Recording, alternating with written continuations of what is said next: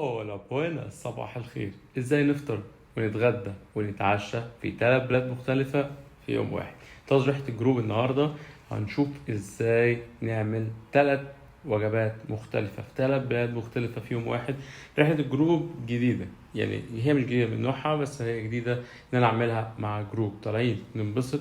نطلع النهاردة هنوريكم ازاي نفطر مثلا في مصر، نتغدى في صربيا، نتعشى في ألمانيا، ونروح التشيك كمان. مثلا ازاي هنطلع من النمسا نفطر في النمسا، نتغدى في سلوفاكيا، ونتعشى في المجر على سبيل المثال. حاجات كتير هتشوفوها في رحلة الجروب. هنسافر تقريبا اراوند 9 دول، تقريبا 10 دول. رحلة ان شاء الله تعجبكم. الرحلة دي من البلاد اللي انا بحبها.